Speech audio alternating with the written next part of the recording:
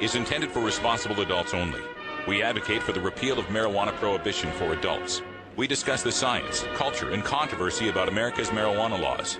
We do not advocate or encourage any illegal activity and advise all listeners to learn their state and federal marijuana laws by visiting norml.org, Norml.org. Opinions and claims made by guests and advertisers of Norml Show Live are their own and do not necessarily reflect the philosophy and policies of Norml. Listener discretion is advised.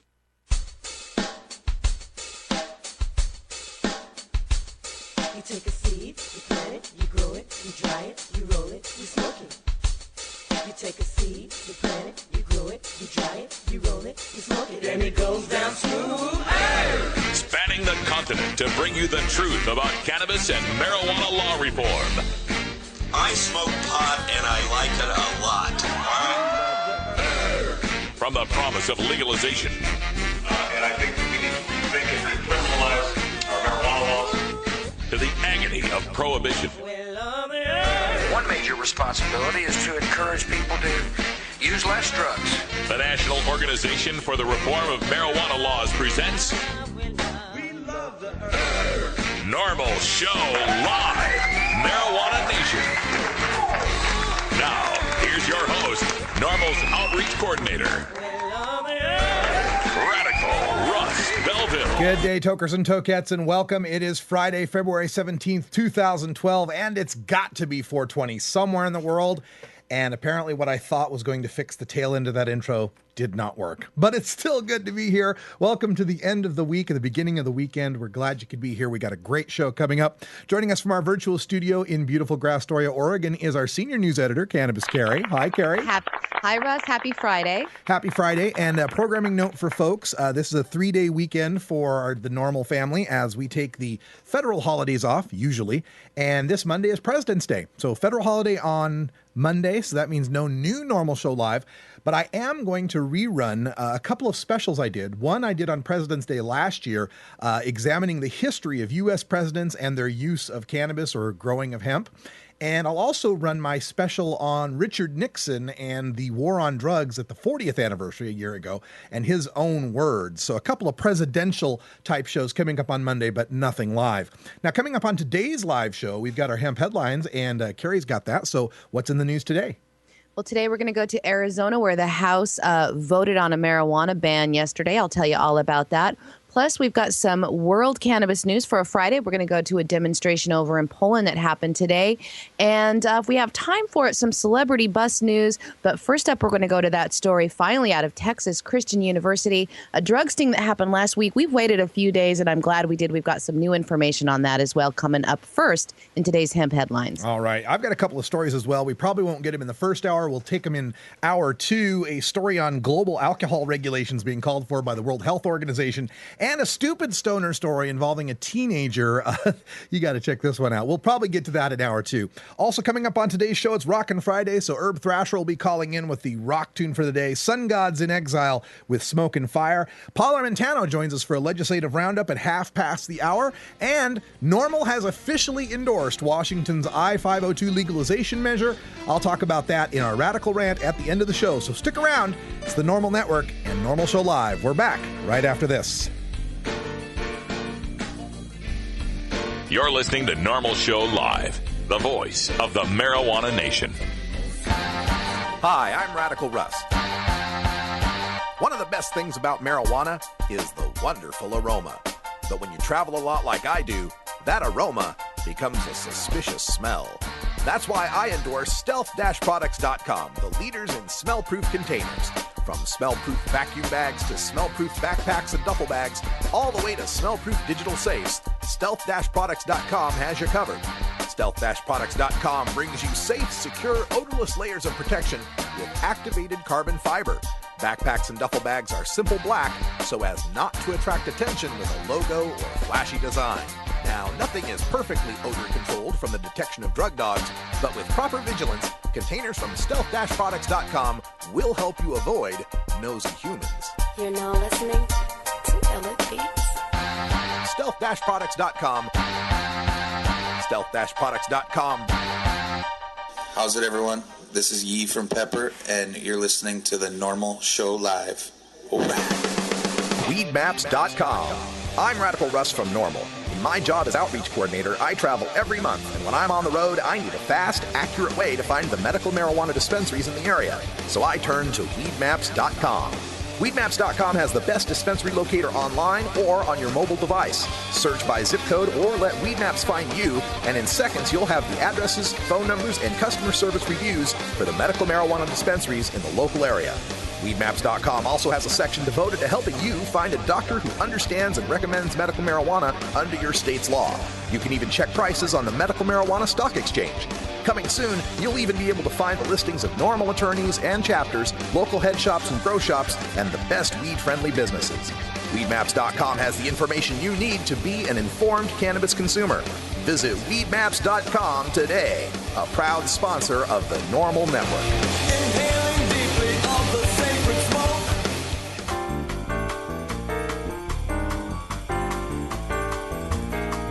Medical marijuana, industrial hemp, consumer cannabis. It's time for this week's Norml News with Cannabis Carrie. A drug sting at Texas Christian University has rocked that school. A 6-month investigation into a possible marijuana selling ring led to the arrest of 17 TCU students last week during a raid. Police said the 17 people who were arrested were caught making, quote, hand-to-hand sales of not just marijuana, but cocaine, ecstasy, and prescription drugs to undercover officers. The media went on a blitz with stories last week about the underlying problems of drugs and marijuana on college campuses. Of those 17 students arrested, 4 were on the football roster. Tanner Brock, the junior linebacker for the team, was one of those arrested in the drug sting that took place on campus.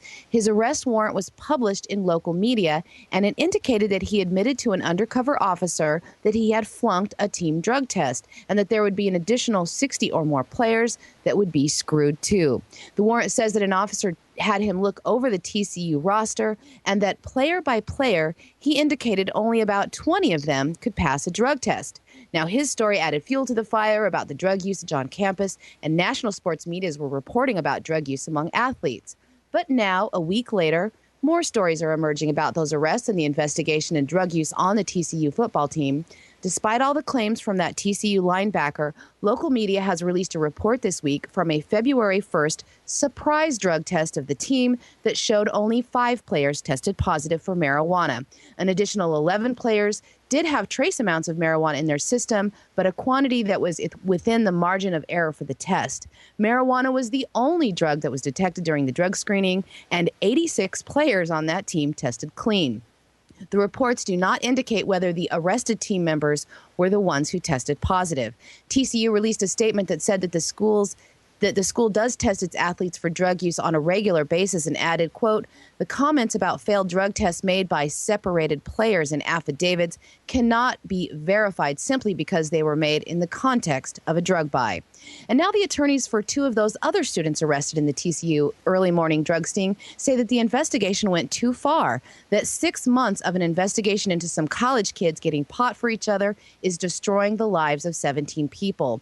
Defense attorney Jim Shaw is the lawyer for a 20-year-old former TCU student accused of delivering marijuana 4 times in November, December. He says that if they knew a kid had marijuana 6 months ago, they should have arrested him and let the deterrent effect start right there. Bust the guy you know is wrong. Because the marijuana deals were going on around campus, a declared drug-free zone, even small amounts carry much larger sentences. All 17 students are facing possible prison time for their accused crimes. Shaw said the pre-dawn raid on the so-called Day of Shame on TCU's campus was overblown, that a simple phone call would have got all 17 kids to come and turn themselves in. He says he will fight to keep the children he represents out of prison, but fears that the damage has already been done with his client labeled a criminal and a member of the TCU 17. Yeah, it's always a shame when we report on college kids getting busted like this. I mean, I guess I could take a selfish route and look at it 2 different ways. In one way, TCU is one of the only teams to have beaten Boise State in the past few years. So if a few of their players can't play, maybe that helps Boise State. Or number 2, if these guys are good players and they make it to the NFL, we can draft them for the pigskin potheads. But come on, all that aside, let's take a serious look at this. Busting these kids and spending all of this time, researching whether or not they're getting marijuana, buying marijuana, selling marijuana, using a little bit of marijuana. Meanwhile, I can bet you dollars to donuts there's all sorts of fraternity, keg stand type parties going on, tailgating going on in the parking lots before the TCU games, people consuming mass quantities of alcohol, and no one even gives it a second look. Imagine if the players had to sign some sort of alcohol-free pledge and they were busted if they were detected in a random test of having any alcohol in their system. Of course, that's never going to happen because alcohol is pretty much benefiting and in a lot of ways funding major college athletics at that level, at TCU's level, at the BCS level. So we're not going to see that anytime soon. They're going to continue to demonize marijuana and the players that use it. There's no reason these young men's lives should be ruined over a marijuana charge, and that's why we need to continue to fight for full legalization for everyone. And another story that affects campuses in Arizona. The Arizona House voted yesterday to ban marijuana on college and university campuses, ignoring a possible lawsuit that includes those that have a state-issued card that allows them to use marijuana for a medical reason. The 2010 voter-approved initiative that legalized the use of medical marijuana for those that qualify banned its use in public areas and public schools. That left the door open for possession of medical use of marijuana on the campuses of colleges. But Representative Amanda Reeve, a Republican from Phoenix, said that if we allowed marijuana on campuses, medical or not, it would go against the rules against illegal drugs that campuses say are necessary to make the schools eligible for federal grants and student aids and loans. The vote yesterday for House Bill 2349 came over the objections of Representative Ed Ebelzer, a Democrat from Tempe, who says that lawmakers should not alter anything the voters have approved. The Arizona Constitution does not allow the legislatures from tinkering with voter-approved initiatives, but it does allow changes that, quote, further the purpose of the measure, and only with a 3/4 vote of both the House and Senate. It looks like they might make it when the law comes back around for the final roll call vote. A spokesman for the Arizona Medical Marijuana Association says that denying college students and visitors the opportunity to use their allowed medical marijuana does nothing to further the purpose of the initiative, and says that the move would be illegal. We will keep you posted on this as new developments arise. Well, regardless of the insanity of thinking it's possible to keep marijuana off of a college campus in the first place, let's address this whole medical use issue. Is it a medicine or is it not a medicine? If the people of Arizona have passed a law saying that marijuana is a medicine and some people should be authorized to use it, that's going to include college students.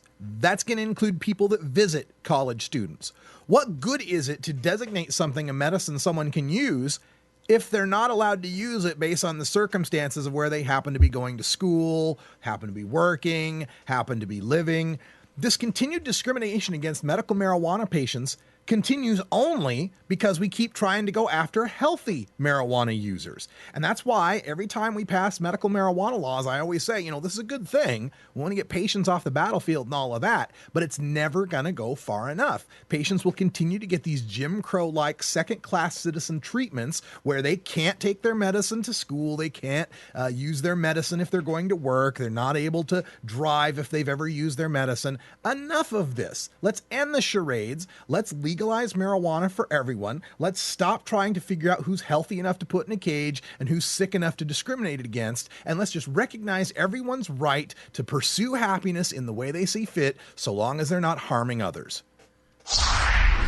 And for some world cannabis news, in Warsaw, Poland, several activists and a Polish politician lit up and smoked marijuana openly in front of Parliament today to help push the agenda for liberalizing the country's drug laws. We have reported on Janusz Palikot before. He threatened to smoke marijuana inside of Parliament session last year, but on threat of arrest, he lit an incense instead and spoke about legalizing cannabis in Poland while he introduced a bill to establish decriminalized amounts of cannabis's personal use. That bill did not pass. In Poland, possession of marijuana can get you up to 3 years in jail. Police who knew about the protest today did end up arresting 3 people before the event with a substance they say they're waiting to have tested. Those arrested say that it was the herb marjoram. With Palikot and a few others lighting up a joint and passing it around, dozens surrounded them with the chant, "Grow it, smoke it, legalize it." The police did not arrest those smoking and said they were not convinced that they were really had actual marijuana, although those attending the event said you could smell burning marijuana not only from the protesters, but coming from several of those in the crowd as well. Cannabis activists in Poland say they consider their country's harsh stance on cannabis hypocrisy, since Poland is a major vodka producer. The head of the Polish Drug Policy Network, a group campaigning to decriminalize soft drug use, called Poland's current laws outdated and wrong-headed, saying vodka is a far more dangerous substance to society. Other activists called today's protest during a light snowfall the beginning of the country's citizens who smoke weed to come out of the closet and show that smoking pot is as normal as drinking a beer. Marijuana was tolerated during the communist era, with few laws restricting its use. With Solidarity's victory over communism, the Catholic Church took a strong role in guiding public policy, and laws criminalizing drug use have since then become more and more restrictive and punitive. Janis Polakot, who led the demonstration as the head of the left-wing party, has served in parliament since he was elected in 2005. He's a wealthy businessman, and his re-election bid was run as a member of the Libertarian Party. This is great, and it reminds me of this idea of them using marjoram or some other herbs out there. Reminds me of a civil disobedience idea I've had for a long time here, and that is you get everyone at the State House steps or wherever you're going to gather a bunch of people, and everybody has joints, or bags of weed, whatever, joints or bags of weed, however you want to pull it off, except for the fact that 99 out of 100 joints aren't weed. Right? So most of them are the fake weed, you know, the Pootie Puff or whatever they call it in the fake weed advertisements. And one of them's real. So when the smoke out happens, you can smell real weed, but the cops have to spend their time and energy trying to figure out who's got the real weed compared to the 99 or more people that have the fake weed. It's kind of the civil disobedience that forces them to realize putting all this time and money and effort into trying to find out who's got the real joint in a crowd of 100 is just as ridiculous as trying to find out who's got the marijuana in a country of 300 million. Let's just legalize this again. I sound like a broken record, but kudos to the guys in Poland there who are making this strong stand and trying to legalize there in the Eastern Bloc.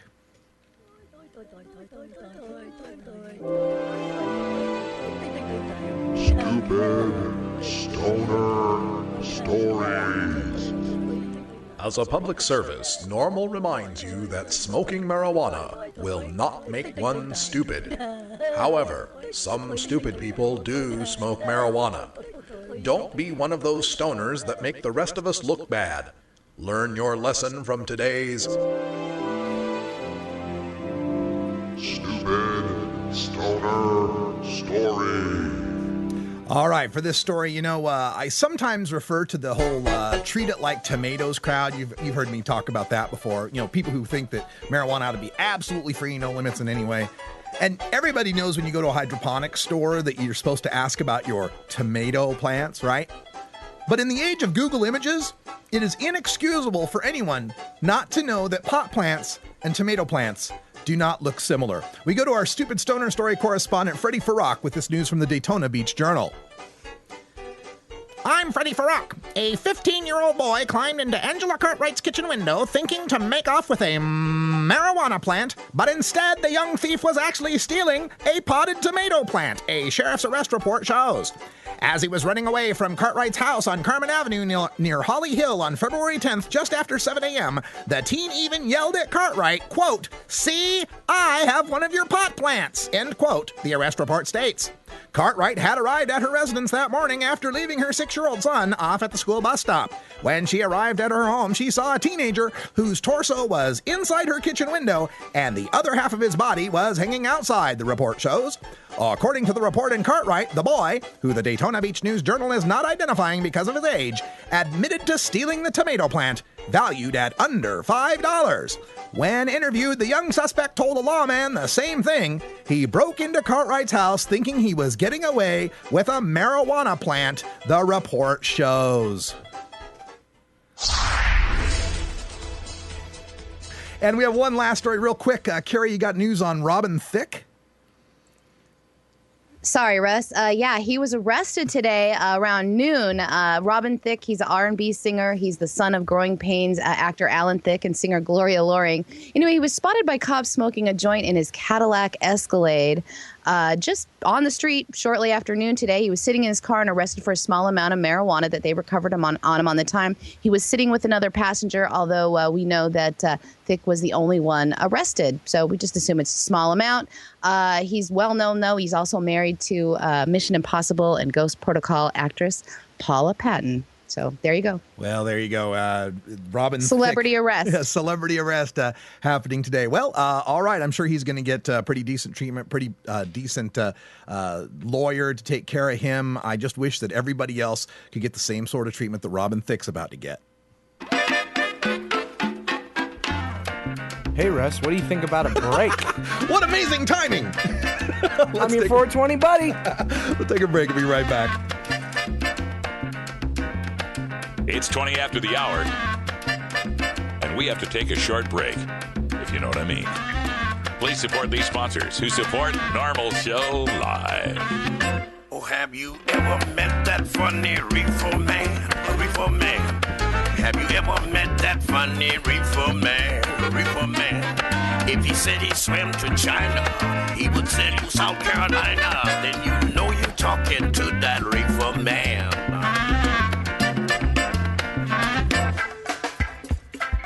I'm Sub Cool from Team Green Avenger. At TGAgenetics.com, we are working on the leading edge of medical strains. Our strains are rigorously tested for THC, CBD, THCV, and other critical cannabinoids. Know your grow. Check out our genetic diversity at TGAgenetics.com, the home of Jelly Bean, Jack the Ripper, Vortex, and other award-winning cannabis strains. Did you eat the brownies in the back of the freezer? No. Good. Don't, because they're your dad's for when he goes to concerts. Georgia. Hi, this is Willie Nelson, and I need your help. Alcohol prohibition didn't work in the 20s, and marijuana prohibition isn't working today. It's time we stop arresting law-abiding citizens because they prefer marijuana over alcohol. Nearly 2,000 Americans are arrested every day on marijuana charges. We're unfairly destroying the lives and careers of hundreds of thousands of people each year simply because they smoke marijuana. These are not criminals. They're average citizens like you, good neighbors who work hard, raise families, pay taxes, and contribute to their communities. We need your help to end marijuana prohibition once and for all. It's the fair thing to do. For more information, contact Norml, the National Organization for the Reform of Marijuana Laws. Call toll-free 888-67-NORML or visit their website at norml.org.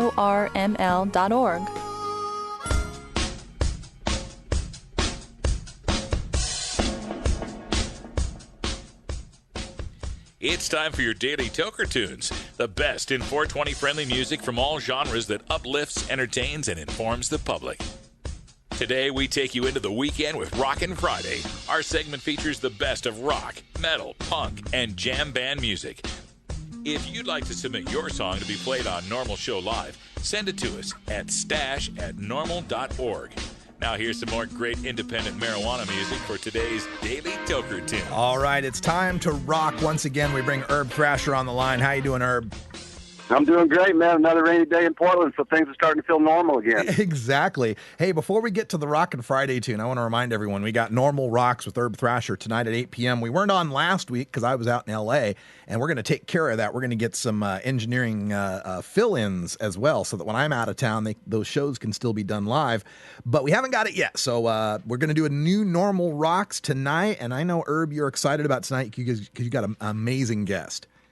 Dude, we are fired up, man. We have Mark Hunter, lead singer from Chimera, and he's a freaking road warrior out there, mad screamer, and he's a freedom fighter, and totally believes in our cause, and they're about to go on a UK, Australian kind of tour, and we're catching him right before they're taking off. And so, yeah, we're going to talk with him, play some tunes, and then we're going to have some other tunes, like one of the songs that we're about to play you now from Sun Gods in Exile, and do some other fun stuff. And that second hour, we'll talk a little sports, maybe recap a little bit of the Super Bowl. We didn't get to do that because you guys were in L.A., and there's some things going on in college football that we could mention. And then we'll also recap the High Times Cup for some of the people that miss shows this week. Yeah, we got some photos to show off and tales to tell, so it'll be a good time. We're excited, man. I hope everyone's planning on joining us, having a party. You've still got time to go out and buy some speakers to plug up to your computers because you guys are going to freaking need them as hard as we're going to be rocking. It's going to be a good time. Tonight, 8 o'clock Pacific, 11 o'clock Eastern, 2 hours of rock with Norml Rocks with Herb Thrasher. And for a preview of that, we do Rockin' Fridays here every Friday, 20 after the hour, where Herb brings us something from the world of metal, rock, jam, punk, and even some alt country from time to time. What do we got today?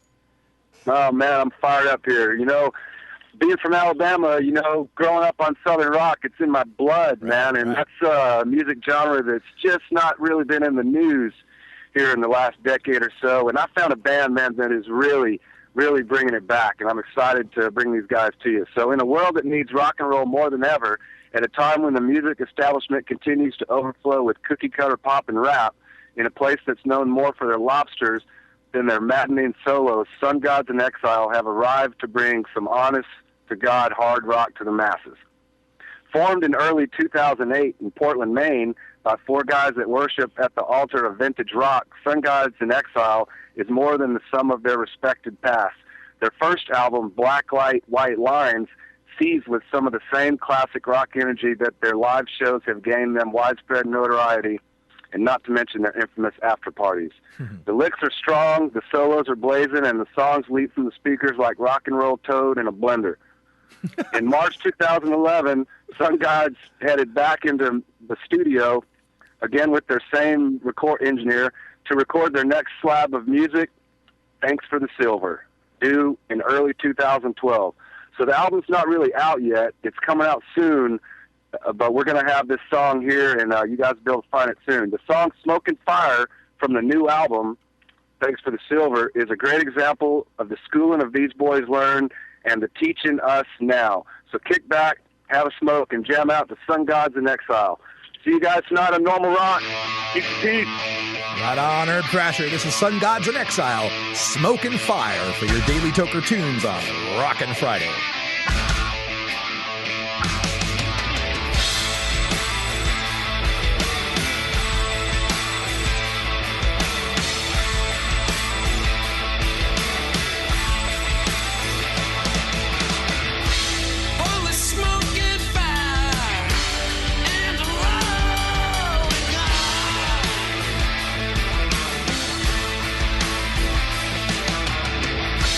I've been burning up in the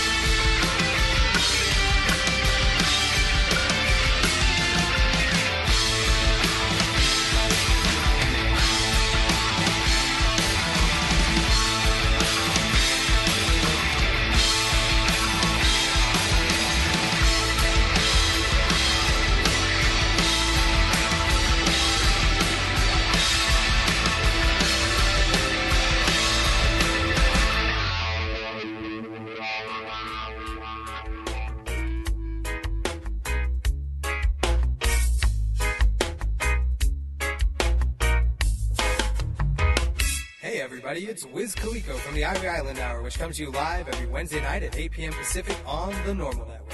I just wanted to let you know that two of my favorite bands are teaming up to spread good vibes across the land and are headed to a venue near you. Revolution is heading out on the second leg of their tour in support of the release of their new triple album, Peace of Mind, which includes full-length acoustic and dub versions. They'll also be joined by our boys from the land of Aloha, The Green. They're also promoting the recent release of their latest album, Ways and Means. You can check out a full list of shows, get the latest swag, and most importantly, find their music at revolutionmusic.com and thegreen808.com. Don't miss this amazing tour. I promise you, after these shows, you'll have peace of mind. Tjena, jag heter David, PKA The Dirtball. Vi ska röka hela tiden, alla år. And now, a message from former President George W. Bush to remind the American people of our responsibility in our nation's war on certain American citizens using non-pharmaceutical, non-alcoholic, tobacco-free drugs. One major responsibility is to encourage people to use less drugs. That's right, America, use less drugs. Put down the Prozac, the Vioxx, and the Levitra, and turn to the herb. Use less drugs. Our national policy is no longer just say no, it's now just slow down. You get me too high. I overanalyze. If you've ever been too high, then you can sympathize. You get me too high. And I start to fly if I said some silly thing, and that's the reason why. Tune in to the Norml Network every weekday starting at 6 p.m. Eastern for our primetime lineup. We begin with an hour of daily Toker tunes, followed by Norml Show Live and Toker Talk Radio, live from Rolla J Studios in Portland, Oregon. Then you get 2 hours of recorded podcasts from national and international reformers, followed by our late-night live shows at 11 p.m. Eastern. Then the whole 6-hour block repeats twice overnight. It's the Norml Network, your source for the best in marijuana media. Norml has been the place to go for the latest studies and news on marijuana science, policy, and activism. For over a decade, one man at Norml has written and reviewed more studies and news stories regarding marijuana than most anyone on the planet. First as senior policy analyst and now as deputy director, Norml's Paul Amintano has written for major newspapers, academic journals, and magazines on the subject of cannabis and is frequently requested as an expert witness in the courtroom. His knowledge and experience are an amazing asset to the cannabis community. Available to you now in a segment we call Behind the Headlines with Paul Armentano. All right, welcome back, everybody. And coming in March, we'll rename this segment the Legislative Report, because that's what we're doing here with Paul Armentano, who's bringing us Norml's weekly legislative review. Hi, Paul. How are you? I'm hanging in there, Russ. How are you? Oh, glad to hear you're doing well. And, we've got all sorts of things to cover here as far as the state efforts to change marijuana laws, reform as far as decrim, as far as medical marijuana, legalization, of course. I'm going to talk about Washington's I-502 at the end of the show. So if you're listening and you're wondering, why aren't they talking about that? We'll get to that one, but I wanted to talk about the state initiatives that are going on, the state legislative, the bills that are going on, the measures that we have here. Let's start with Massachusetts, where they're looking at legalization. Where are we at there? Well, there is legislation that's pending in the state of Massachusetts. It's House Bill 1371, and the reason I highlighted it this week is because there is going to be a hearing where testimony is going to be taken in favor of House Bill 1371, and that hearing is going to be Tuesday, March 6th, and that's going to be before the Judiciary Committee in Massachusetts. And the way they do it in the state of Massachusetts is that representatives from both chambers, the House and the Senate, will sit on that committee, and they will hear testimony regarding the regulation and legalization of marijuana for adults over age 21. This is a very comprehensive bill. In fact, a former Norml board of director, Richard Evans, was involved in crafting the language of that bill. Of course, this House Bill 1371, if you want to contact your legislators, just go to our Norml blog. It's blog.norml.org and look up the weekly legislative roundup. We've got links to Norml's Take Action Center. You can click, just tell them your zip code, and it'll help you through the procedure of sending an email or even contacting by phone your elected representatives in Massachusetts and these other states. And let's see, the next state we have, we're also staying on the East Coast here. We've got legislation in the state of New York. Now, this has been a story we followed a while on, New York State is a decriminalization state when you possess marijuana, but when it's in public view, it's a misdemeanor. And cops in New York City in particular have been using stop and frisks as a way to get that marijuana in public view and make these arrests. So tell us about the legislation that would address that here in New York. Well, you're right, Russ. Police, particularly police in New York City, have been abusing the spirit of the law. Going back to 1977, lawmakers in New York State have said that they don't want to criminally prosecute minor marijuana offenders. And the way police, particularly those police in New York City, have been getting around that statute is to engage in these stop and frisks and then charge individuals who show the police a marijuana, or in cases where the police find marijuana on their person, they then charge them with this separate statute that says it's a criminal offense to possess marijuana in public view. So there is legislation pending in both chambers in New York. There's a Senate bill and there's also an Assembly bill. And what these measures would do is they would eliminate this separate statute that says it's a criminal misdemeanor to possess marijuana in public view, and it would simply make clear that in cases such as those, the decriminalization statute from 1977 would still apply, which says simple possession of marijuana is a non-criminal infraction. It's actually a civil violation under the law in New York State, and it's punishable by payment of a nominal fine only. All right, so that should address that, and it's notable that it's a bipartisan thing going on in both the Senate and the Assembly. For more information, check out our blog, blog.norml.org, and click into the Take Action Center. Now we move a little farther down south on the East Coast, North Carolina, where we're talking about, looks like a decriminalization measure. Tell us about this one. Well, this would make North Carolina a true decriminalization state. Right now in North Carolina, if a first-time possessor of marijuana is charged, they are not going to face incarceration, and in fact, their sentence, it's mandatory that it will be suspended. But technically, possession of marijuana remains a criminal misdemeanor in North Carolina, which means that a person will still face a criminal record for this charge. And what the legislation that is pending in North Carolina will do is House Bill 324 is it will reduce marijuana possession penalties from this criminal misdemeanor, and it will make it a non-criminal infraction or a violation, which is very similar to what states like Maine and Connecticut and Oregon have done, where they have removed marijuana possession out of the criminal code and made it a traffic-like infraction. Yeah, that's what we want to see, a step in the right direction there in North Carolina, taking it out of, decrim in, almost name only here to a real decrim state. That would be good to see, especially for a state in the South. Now, this is, very exciting for me reading this legislative roundup this week because it's all East Coast states. We get so much news from out here in the West and in Colorado. This next one, Rhode Island, looks again to be some sort of decriminalization bill. Is this similar to North Carolina or a lot of difference? Yeah, this is a true decriminalization bill. And this is a big deal in Rhode Island because Rhode Island maintains fairly strict criminal penalties for marijuana possession. Many of your listeners are probably aware that Rhode Island is, in fact, a medical marijuana state and has been for several years. But non-medical users still face fairly severe sanctions in the state of Rhode Island for possessing even small amounts of marijuana. This is a bipartisan effort. There is legislation now in both chambers. There's a House bill and there's a Senate bill. And what these would do is they would reduce marijuana possession for up to an ounce of marijuana in the state of Rhode Island from a criminal misdemeanor, which is punishable by jail time and a criminal record in Rhode Island. And it would make those sort of offenses, once again, a non-criminal infraction. It would be punishable by a maximum penalty of a $150 fine. And we're very hopeful of the prospects of this legislation passing.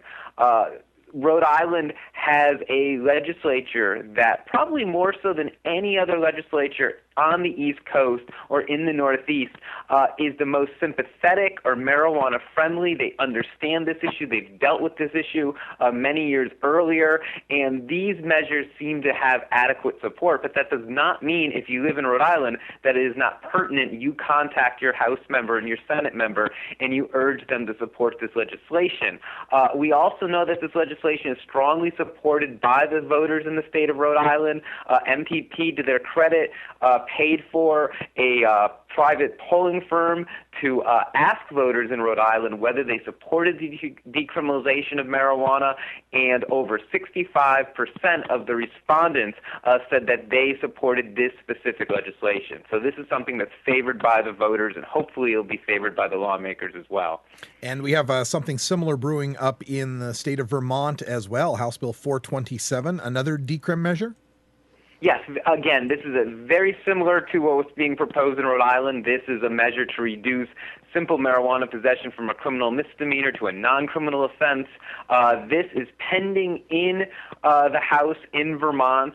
And interestingly, with the governor that was elected in 2010, he is quite supportive of this measure. So we're hoping that gives the adequate support among fellow lawmakers that this needs to succeed.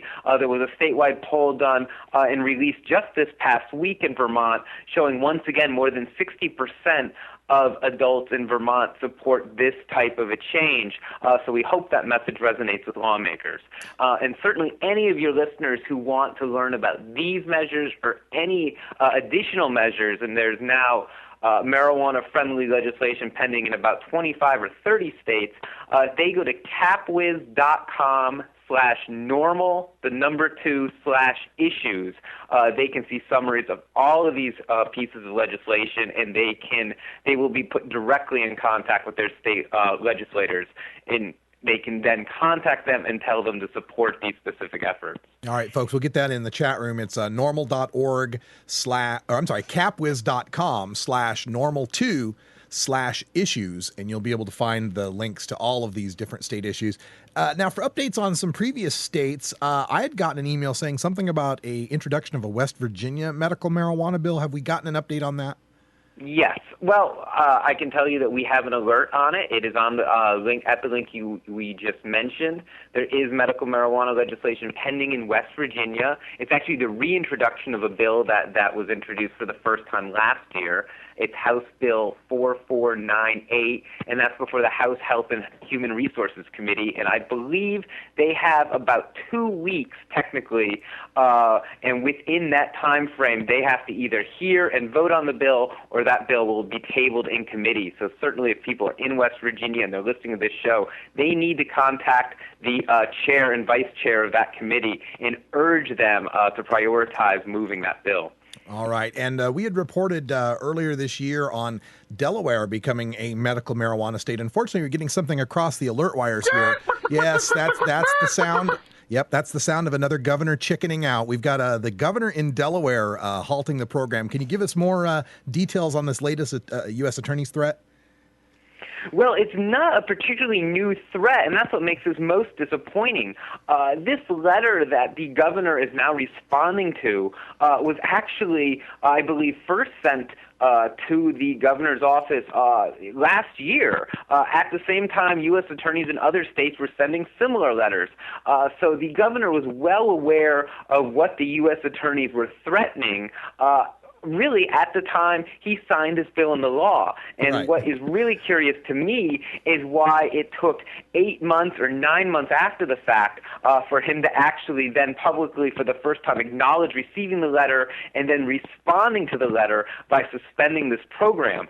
Certainly, it is my hope that the lawmakers who backed this measure will take the U.S. attorney's threat seriously and say, okay, If you don't want the state of Delaware to license medical marijuana dispensaries, then we're simply going to allow patients to grow their own, since the U.S. Attorney's Office says they're not going to be focused on individual patients. And I think that would be the ideal response, not just in Delaware, but in all of these states where the federal government is sending these letters. That, to me, would be the ideal retort to this federal government overreach. Yeah, absolutely. Call their bluff on this. Any chance the governor of Delaware joins Governor Gregoire and Chafee from Washington and Rhode Island on that rescheduling petition?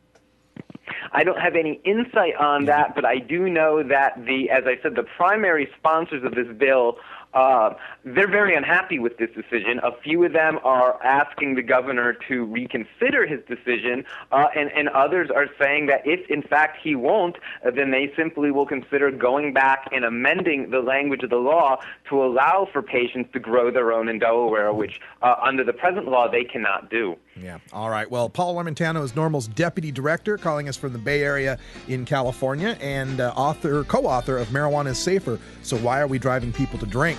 Paul, thanks for joining us on Norml Show Live. We'll talk to you again soon. Okay. Take care, Russ. When we come back, we're talking about Washington, I-502 next. You're listening to Norml Show Live, the voice of the marijuana nation. Ever wonder how often to change your bong water? The most effective method for making pot brownies? The best destinations for a ganja getaway? How to hide herb in your car? Whether to grow your own? How precisely to legalize it? Or how something as wonderful as marijuana ever got to be illegal in the first place? Finally, you can find all these answers and much more in the official High Times Pot Smoker's Handbook, featuring 420 things to do when you're stoned. Since 1974, High Times magazine has covered marijuana in all its aspects and wonders, from cultivation to legalization to the herb's enduring and exalted place in popular culture. Packed with inside information, the official High Times Pot Smoker's Handbook rolls all of this collected wisdom together into a single indispensable ganja guide, including an entertaining look at marijuana's history, profiles of herb-friendly travel destinations and festivals, favorite potluck recipes from the High Times staff, smoking skills, advocacy and activism, essential marijuana movies and songs, profiles of famous cannabis strains, comprehensive growing information, celebrity endorsements, and much more. This is truly, finally, the ultimate guide to green living. What's up, guys? This is Miss High Times 2007, and you're chilling with us here at the Norml Podcast. Hi, this is Alan St. Pierre, Executive Director of Norml. We are the oldest, largest, and best-known marijuana law reform organization in America, and it's all because of your support. Take some time to join Norml at www.norml.org. Your membership supports this podcast, our websites, our policy research and analysis, and our annual conferences. Changing marijuana laws is a grassroots effort, and it starts with you, the stakeholder. Join Norml today and add your voice to the millions of cannabis consumers who demand equality with our beer-drinking friends.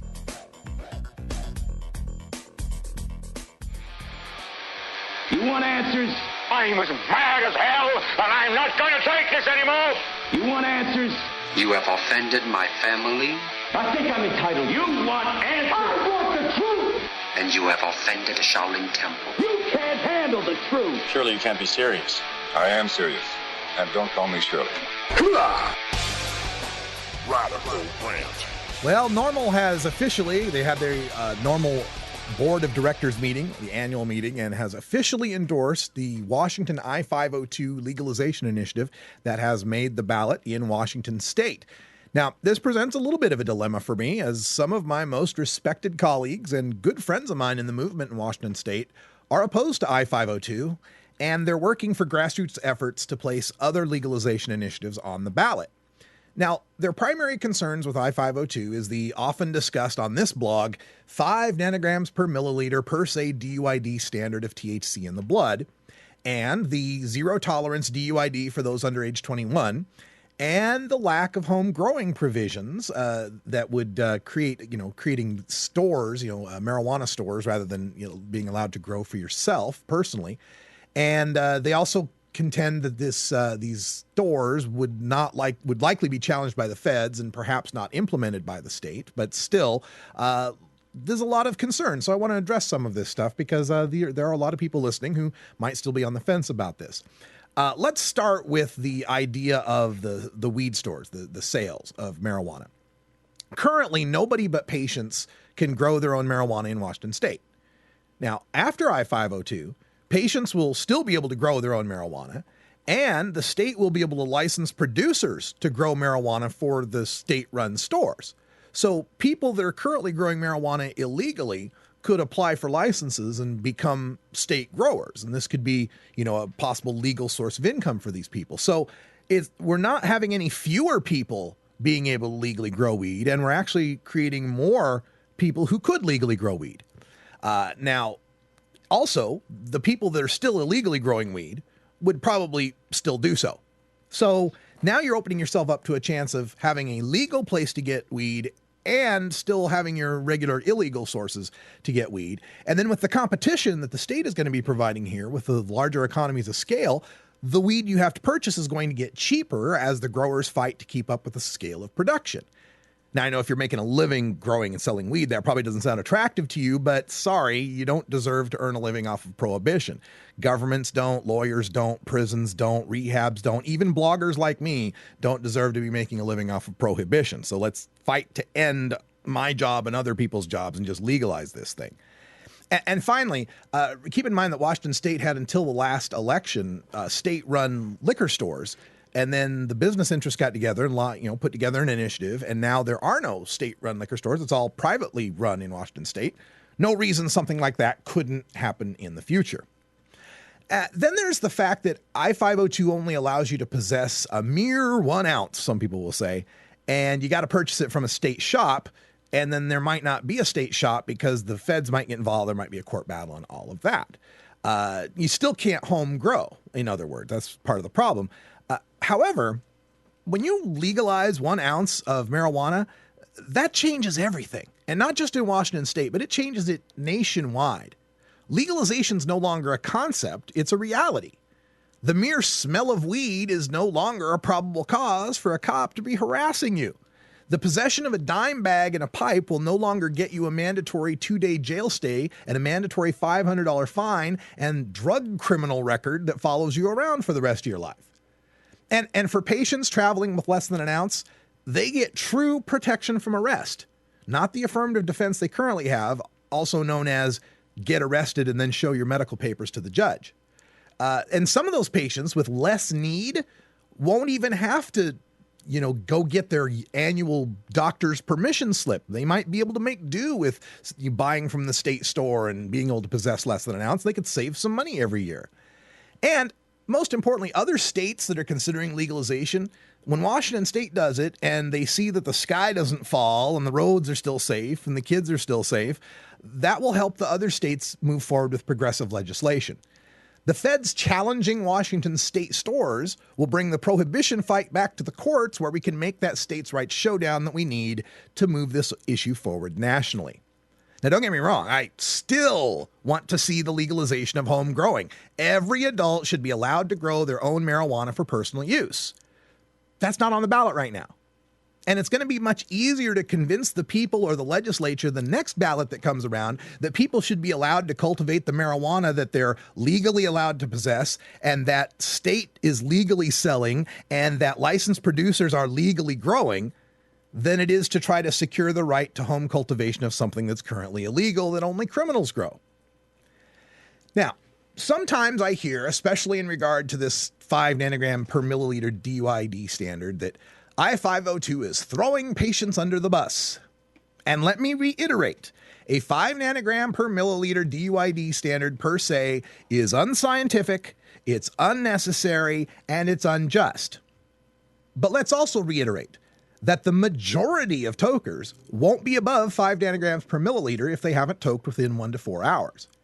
And remember that the marijuana prohibition we have now is unscientific, unnecessary, and unjust. Medical marijuana supporters in other states have approved all sorts of unscientific, unnecessary, and unjust statutes. For example, a mature plant is one that's greater than 12 inches tall, or plants in medicine must never be seen in public view, or the states that don't recognize PTSD as a qualifying condition. But we've accepted those unscientific, unnecessary, and unjust compromises because the alternative was to continue to see patients get arrested. In the 13 years since Washington State passed Measure 692, I estimate there have been over 180,000 marijuana arrests. there are 630,000 annual marijuana users in Washington state. It's estimated that only 60 to 100,000 of them are patients. So why is it that when we want to protect the majority of healthy tokers from arrest in 2012, it's throwing patients under the bus? But when we wanted to protect just the minority of sick tokers from arrest in 1998, it wasn't healthy tokers not allowed on the bus? Why is it okay to approve all sorts of unscientific, unnecessary, and unjust regulations as the lesser evil to arresting sick tokers, but it's not okay as a lesser evil to arresting healthy tokers? Nobody's throwing patients under the bus here. I-502 is just asking that the healthy tokers not have to sit in the back of the bus anymore, and that the sick tokers ride one if they don't drive very well. Now, opponents of I-502 who support legalization say that this isn't the right bill, that their legalization's a better option. You know, I heard the same thing during the campaign for Prop 19 in California. That took $1.5 million to get out on the ballot. It got 46.5% of the vote. And during that campaign, the Patients Against Prop 19 told us all that Prop 19 was a bad law that would create corporate control over weed and it would hurt patients. We'll put a better initiative on the ballot in 2012, a presidential year, they told us. Well, it's 2012. California is not likely to have legalization on the ballot. The initiative that's furthest along, Regulate Marijuana Like Wine, has 30,000 signatures and $80,000. Now, I-502 is not the legalization I would write. I would include home growing, change the way the stores are put together. I'd have no per se DUID. I'd make the legal age 18. I'd have no limits on what you could possess or grow. But I don't have the ability to get that on the ballot, and neither do the grassroots legalization orgs that are opposed to I-502. And even if we did get it on the ballot, it would fail miserably because the voters aren't ready for that degree of marijuana freedom. It's not going to go from deadly, dangerous Schedule 1 drug that will lead your kids to heroin addiction and cause chaos on the freeways to as free as cigars in one vote. So we can complain about I-502's flaws and vote against it, like the DEA, the cops, the Mexican drug cartels want you to vote, or we can direct our limited volunteer time, money, talent, and focus on the initiatives that'll divide and confuse the electorate and dilute our base, or we can get behind the initiative that has made the ballot, does have major financial support, and does have unprecedented big-name law enforcement support, and is polling above 55%, and we can vote to be the first state in America to legalize marijuana. This is Norml Show Live, the voice of the marijuana nation. We got plenty more to say about I-502. Stick around for Toker Talk Radio in Hour 2. For Ganja John, Wiz Khalifa, Cannabis Carry, I'm Radical Russ. Thanks for joining us, and until next time, take care of each other, Tokers. Until you see it, you plant it, you grow it, you dry it, you roll it, you smoke it, and it goes down smooth.